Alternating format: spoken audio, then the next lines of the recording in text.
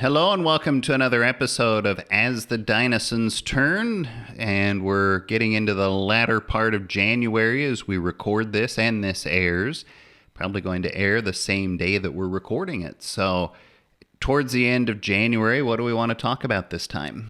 Well, we started to get some questions about tax season and how things are going to be running, what we're going to be doing, how we'll be working. So I feel like in our conversations, this is the thing for us to focus on because believe it or not, we've really already got at least maybe 12 to 15 people who have already sent their stuff in. Yeah. So we're going to talk a little bit about what tax season looks like and what we're doing, not just for our existing clients, but what we're doing with new clients, both in the US and in Portugal. So this is our primary business, I guess, is the tax work, and that continues even though we're here in Portugal, and my company is still based in the U.S. in Iowa. And I always say that my employer has a generous remote work policy, so the two employees of the company are working remotely, and so it's in a lot of ways, it's business as usual because most people were already using technology anyway, the secure portals to send files and stuff. So it's really, while it seems like it's a drastic change, it really isn't. There's only about maybe 12 people that were not using the secure website to begin with. There may be a few more than that who didn't use it just because they didn't have to use it. But now that they do have to use it, they've switched. So, I've decided probably not to go back to Iowa during tax season like we had originally talked about. We'd originally talked about I was going to go back and meet with people who didn't want to use the secure website. But then I'm like, well, why take on that cost? Because whatever it cost me to travel would be about what I would get in fees from the people that I was meeting with who didn't want to use the website. So, having those conversations with people and just letting them know that, that's not going to work anymore. And I think that's part of just being in business in general, regardless of what you do or where you do it. Well, and I think that also is one of those things where when we think about secure website, and we've already gotten a couple of inquiries and new clients. So how this works, I think we can take you through that step-by-step process. We receive an email or a phone call. Yes, we still have a US phone number, right? We have our Google Voice number, and we receive an inquiry and we respond back. And then our initial intake meeting, or usually our meetings, just like they were during the pandemic, we've learned happen through Zoom. So they happened online, right? So we can have those conversations. We have a checklist of kind of things to remember or things for you to consider as you go through it. And that way, what paperwork to collect, right? And now we're starting that collection of paperwork that's happening in the month of January, right? So what are some of the things that people would be gathering for their documentation as we get going into, the end of January? What are things that they would be expecting to receive or collect? Well, for your most average people, it's your W-2 from your job and then 1099s that you might have. So if you're retired, you have your 1099-R forms for your retirement income, or 1099 interest forms for savings accounts. If you have investments, there's usually a pretty big packet of information that comes from wherever your investments are that has multiple types of 1099s in it. And nowadays, most of those you can get as PDFs instead of the printouts, but those are a lot of times 50 plus pages long, even if you don't have very many investments. So those would be the primary things. And the deadline to send those out is January 31st, correct? Correct. For W-2s and like 1099s for contract labor, it's later than that for investment forms. I think it's February 15th for those. And a lot of times people don't actually receive their investment paperwork till sometimes the middle of March even. Right. So as you're collecting this information, know that, we know that it's a process and that you'll be getting some things little by little. You can upload things as you receive them. So just like if you had a file by the front door or, by your mail and you would put it into a file folder, you can actually collect that information and then put it in the portal. It's actually pretty easy to do because you don't have to have access to a computer, right? You just need a smartphone. Correct. You would need a computer to do the initial sign up because it's easier to do on like a website on a computer. But once you're signed up with a login and a username and password, there's an app that you download, put your username in and give it permission to use your camera, and you can snap pictures of your documents and they upload securely to the website. Right. And in fact, they upload as PDFs actually, and not like pictures or JPEGs. It's actually, they get converted to PDFs as part of the process. It's a pretty slick system. So then we actually have access to that in the portal. You would as well if you went onto a computer and went into the portal there. You'd actually have access to that information. So it's just a great storage facility. Mm-hmm. So as you receive those things, then you can go ahead and upload that information. Yep. Right. And if you remember, like if you've got mortgage interest or maybe you've got student loan interest, those are available for you to go into your bank's webpage or your lender's webpage. And you can actually download those forms, by the end of this month. So most of them they'll send you a notification to let you know that they're ready, but know that those really should be done or can be done usually now. Even though it's still the middle of January and the 31st is not until next week. So just kind of keep those things in mind. Yep. So they upload forms and then tell them what happens behind the scenes. So then once the forms are uploaded, we start doing the data entry on your tax return. And I guess that's really the next step as your return gets prepared. If you send your things in kind of piecemeal one at a time, things get done. The data entry happens whenever you upload stuff. Once everything's uploaded, then there's final review. You do e-signature. So the system has a secure way of gathering your signatures. You get to review your tax return. We can always do Zoom meetings or Teams meetings or whatever your preferred way is, even just phone calls, to go through things. And that's it. Right. So I'll actually be helping with some of the data entry. If you send an email to admin@Dynasson Tax or, you send things to Jason, I actually get that information as well. And so we go through and make sure we have things. So I'll be helping with some data entry. Remember, I am studying tax law and becoming an enrolled agent, but Jason is doing all of the complex items and the reviews. And so we'll make sure that you get everything that you need. Likely we'll have some questions. And so those questions will happen either in a meeting, especially if it's a complex situation, probably meeting, phone call. But if it's just a straightforward yes, no, is this correct type of information or waiting on anything else, that can be done by email.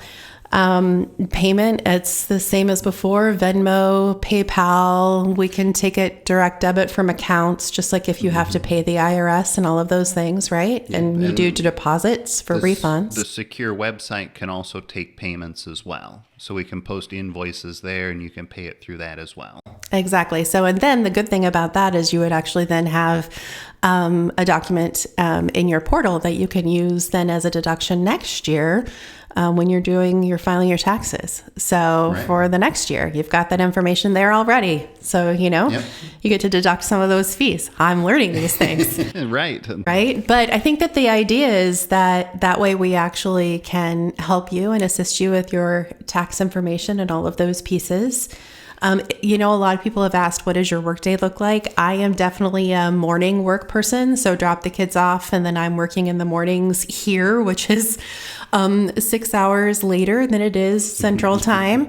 And Jason is definitely an afternoon worker and works into evening. We had meetings with clients at 10 p.m. our time last night. So if you need to have a meeting at the end of the day and it's like 5, 6 p.m., Central Time, well, we make it work, right? I mean, it's a usual part of routine here. I don't know. We don't go to bed till 11:30 or 12 anyway. Right. Everything's a few hours later in Portugal and Spain. It's like you don't eat dinner till 8 or 9 o'clock at night. So exactly. So life is a very different pace. So, but we also are assisting some of the expats in Braga with their U.S. tax returns, and it's really interesting to see the differences. Right, like even thinking about our own return. Since we live in Portugal, we have to file a Portuguese tax return first, and we have a Portuguese CPA to do that work. That is not something that we are qualified to do or would ever do, but we have a CPA firm that we contract with and that we work with and that we can recommend to people, or, if you know someone else, you absolutely can do it that way. And then it's the same type of process, except that if you're in Portugal, we can always meet you for a coffee. That's true. All of those things, but you're going to be getting all of your information from the U.S. and all of those places anyway online or by mail. And so we're going to use the same process. Put it in the app. We'll get you set up, prepare your return. We might have coffee to have a conversation with you, or wine or whatever works, depending on your time. Like we've got it so that, if we need to be in meetings in Braga and somebody else needs to get kids, we can make all of that work. Not a problem. So just know that expat returns, we really won't start filing those until probably April or May. Probably. A lot of them have to go on extension just because you really need the Portuguese tax return done first. Even if you end up, there's some of the tax systems in Portugal where you might not actually owe anything to Portugal, but it's still really that needs done first. Well, now then correct me if I'm wrong, because this is part of the information I'm learning. If you are an expat or you live in another country, you automatically get a 2-month extension for filing your U.S. tax return. Correct. So your deadline is not April. It is then June, though you might need an extension beyond that. And that's an easy form that we can help you with to get that taken care of. So that gives you time to get your Portuguese tax return done, to get all of the information that you need from US and all of those pieces and get those filed. We actually have had a pretty in-depth review process. Jason does the reviews for U.S. returns for those that have international filings, because we have clients who live in other parts of the world as well. We actually have another firm that might do some audits of some of the more complex returns and those things so that we make sure we do them right, because those penalties are pretty steep, right? They are $10,000 minimum if you don't fill out the right forms for your foreign activities. Right. And so, this is a pretty common thing for smaller firms to work with other firms as well to make sure that you've got additional sets of eyes on them. Mm-hmm. So that's one of the things that's built into that service and built into fee structure. So kind of keep that in mind. Right. And I'm learning more about this as I go as well. Yeah. And how complex the return is really dependent on the number of deductions or things you might have, the number of forms you have to fill out, all of those things, right? You might have different states for state income taxes. And then unless you're lucky enough to live in a state that doesn't have state income tax, we actually have a few of those expatriate friends that changed their country of residence. Their their state of residence before they actually came to live in another country. Yeah. So kind of keep those things in mind. We've actually considered that as well. Okay, so there are states you can change your state of residence for income tax purposes if you are not living in the U.S., which I find that very interesting. I'm learning all kinds of new things. Should you have absolutely any questions, email is a great way to go. We also can use Google Voice. We get text messages there as well. WhatsApp is a completely easy way we use that everywhere here. And so that's an easy way to get a hold of us. Can you think of other ways they might want to think about, or other things people should be thinking about as they enter tax season? No, just,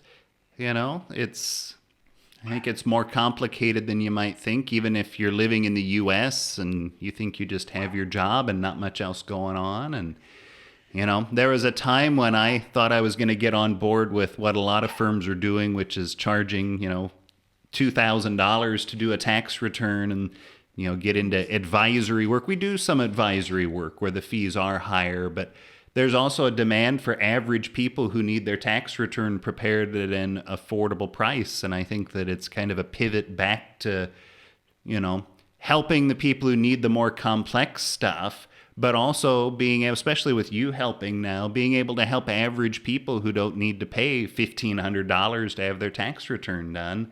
We can provide a service for people who just need a tax return filed.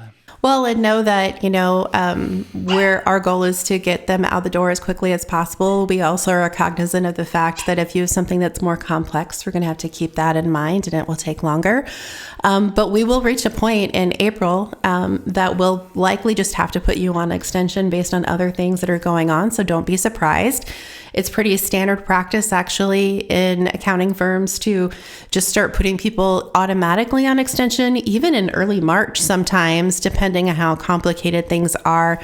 Or, some of the tax guidance is yet to be released and the forms have yet to be released. And so it depends on when all of that is released as well. Usually, we can't start filing supposedly until the 31st of January, but sometimes that's later. Right. Even that is just really super simple returns that can be filed starting in late January. Right. So we've got time. Never feel like you've got I'm going to be done earlier. Quite frankly, sometimes it's just the reality is that sometimes it's later and that's okay. Well, yeah. Also have to be careful. Sometimes people think I've got everything and then suddenly another document comes. And if your return has already been filed, then, it's not the end of the world, but there is more that has to be done to amend and get that extra form on. So sometimes it's better to hold off just a little bit and make sure that you really do have all of your documents in and that there's not something out there. You'd be surprised how many people forget about the little random E-Trade account or there's a place called Acorns that people will sometimes just stash $50 in an investment account or something, and then they forget about it, and suddenly they get a 1099 from that place on March 5th or something. So just make sure you've accounted for all of the different places like that, and obviously who your employers are, hopefully, but all the places where you might have $50 invested at even in crypto or something on a crypto exchange or something, they might be sending you a reporting form. So make sure you're catching all of those things. And then, of course, if something just pops up and you're like, oh no, know that we actually help you take care of that as well. That, I think that one of the most important things is not only to, make sure that your return is correct, but also to help you track some of that, but then also to have the conversation. Here's where you are this year. If you want next year to be the same or different in any way, here are things you can keep in mind and actions to take. Mm-hmm. And so that is also part of that process. So yeah, I think I'm excited for my first tax season, which I never in a million years thought I would say. I used to dread tax season, but now I'm looking forward to it. Seems like it's manageable, more manageable than in the past. Well, we'll see how it all goes. We'll see. And now, because we're finishing up, you can hear the dog barking because he's like, now it's my time. That's right, exactly right. So, we will see you soon. And next time we're going to talk a little bit more about, what were we going to talk about next time? Were we talking about? We talked about it yesterday and we said tax season and maybe revisit burnout, and there was something else that I can't remember either. Oh, good Lord. Well, apparently we'll come back to you again next time, back to a little bit of more of the norm, but we wanted to give you a heads up of how things work and what it looks like. And it's as easy as using an app and taking pictures with your phone. And believe it or not, yes, it is secured, and password protected and all of these. I think that's double authentication, sometimes triple, depending on the system. It's a little crazy. So, all right. Well, Happy New Year. Happy beginning of tax season. Gather those forms. All right. Join us again next time on another episode of As the Dinosaurs Turn.